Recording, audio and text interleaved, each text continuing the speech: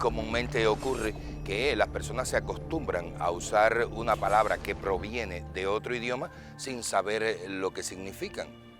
Así está, por ejemplo, una palabra que tantas suspicacias despierta: masón, masonería.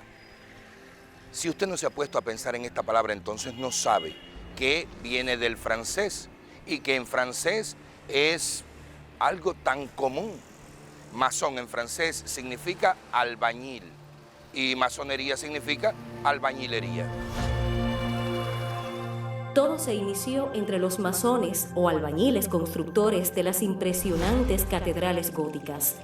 Sus edificios eran, y son todavía, obras tan impresionantes que todo el mundo consideraba a estos albañiles los únicos que en la tierra podían construir la verdadera casa de Dios. Como todos los gremios, los maestros albañiles del gótico tenían secretos que no enseñaban sino a unos muy pocos que escogían y que ellos llamaban compañeros o aprendices. Le enseñaban, como hoy se diría, a pie de obra, o sea, estaban haciendo una gran catedral y al lado construían un lugar para dar las clases. Por cierto, ese lugar que construían se llamaba logia.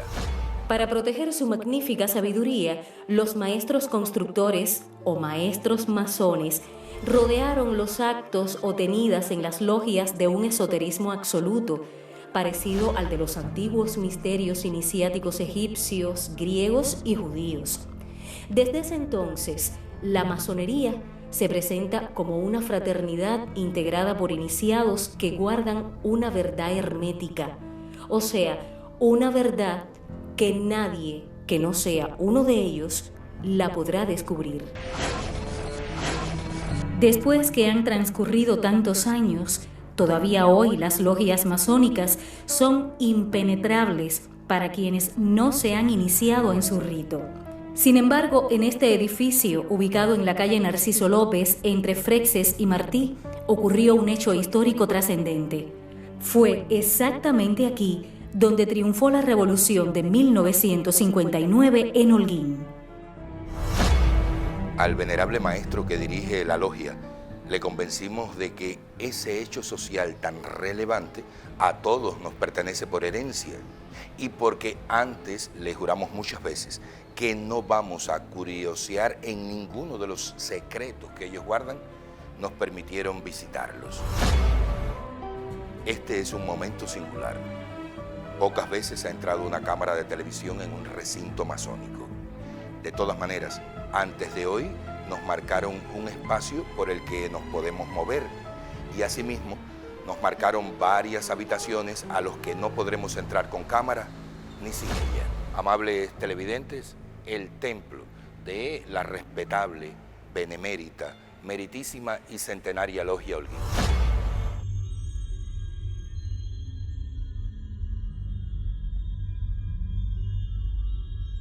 Desde el siglo XV, pero sobre todo en el XVIII, cuando ya se había inventado la imprenta y con ello la difusión del conocimiento, muchos artistas, filósofos, científicos, militares y nobles que huían de las persecuciones religiosas y de toda otra índole, ingresaron en las viejas logias masónicas buscando y encontrando en ellas la tolerancia y fraternidad que les eran cotidianas. Desde entonces en las logias, que había sido donde se aprendía a construir edificios, se intentó construir seres humanos. Por eso mantuvieron como símbolos los instrumentos de albañilería y a Dios le comenzaron a llamar el gran arquitecto del universo.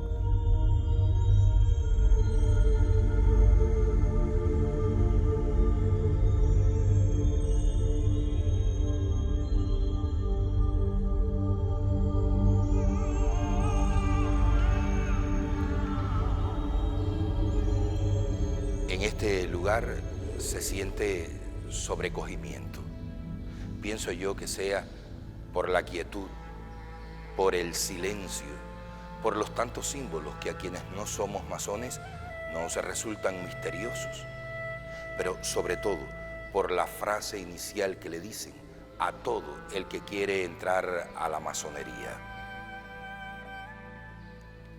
Si sientes miedo o tiemblas ante la verdad, abandona este recinto.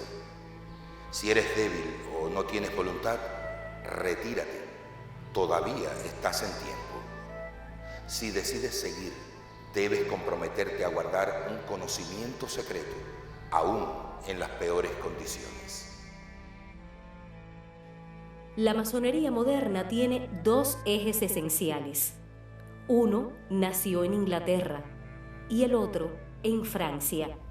Los dos tienen influencia en la masonería cubana. El inglés llegó durante la conquista de La Habana por los ingleses y el francés después de la Revolución Haitiana, cuando tantos inmigrantes se asentaron en el sur de Oriente.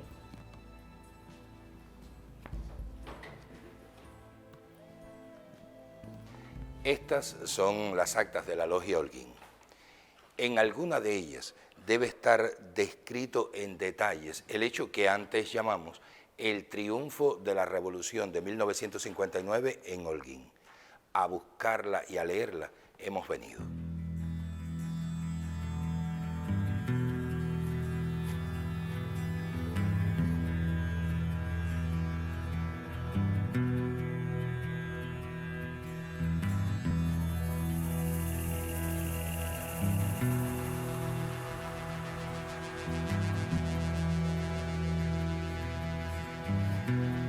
Desde antes de 1868 se fraguaron varias conspiraciones en contra del poder colonial de la isla, muchas de ellas con clara visión masónica, la más famosa, Rayos y Soles de Bolívar.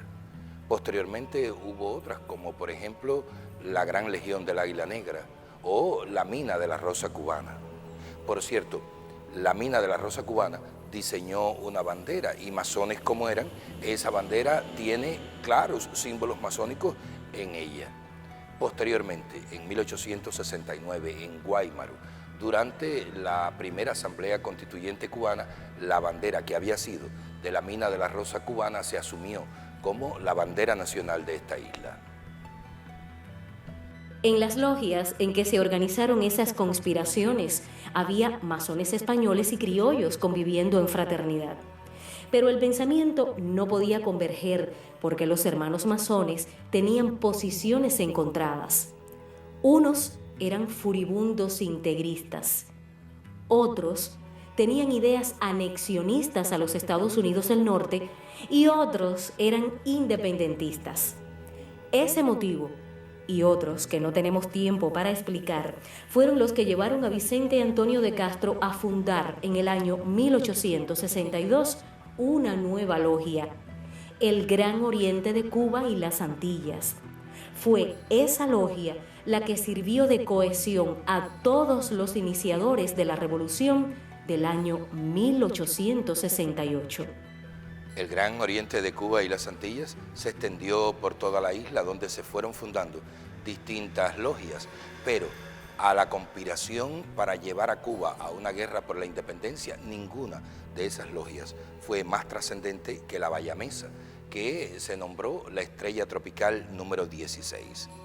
Tan importante a la independencia cubana fue esa logia que Calixto García, uno de los hermanos masones que pertenecía a ella, dijo que el inicio de la Revolución Cubana se debería de contar a partir de la primera tenida o reunión de la Estrella Tropical número 16, que fue, por cierto, el día 26 de julio de 1866.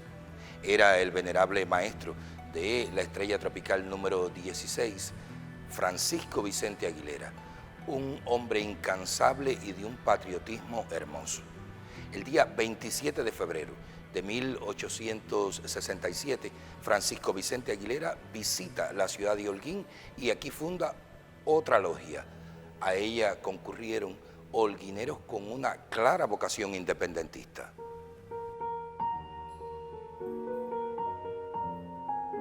Los libros de texto dicen que la logia holguinera se llamó Sol de Oriente y que 3 días después cambió su nombre por Hijos de la Viuda, aunque a lo mejor se llamaba Redención, por esto que les explico.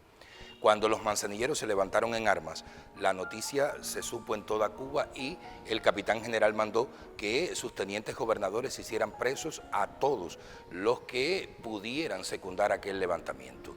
En Holguín mandaron un grupo de soldados hasta la casa del maestro de escuela y masón Manuel Hernández Perdomo, que era el amante de Juana de la Torre. Era tarde en la noche cuando llegaron los españoles y comenzaron a dar golpes en la puerta. De todas maneras, Juana llegó a la conclusión de que mejor era salvar a Manuel. Él saltó por la tapia trasera y mientras tanto los españoles seguían pidiendo que abrieran la puerta. Juana no lo hizo y por eso mandaron a buscar un albañil que con una barreta tumbara la puerta para entrar. De todas maneras, ese tiempo le alcanzó a Juana de la Torre y a 2 esclavos suyos para quemar toda la documentación secreta de la logia. Cuando los españoles entraron, solamente pudieron hacerse de un único papel. Ese papel se conserva actualmente en el Archivo Nacional de Cuba y en él solamente dice que la logia holguinera se llamaba R.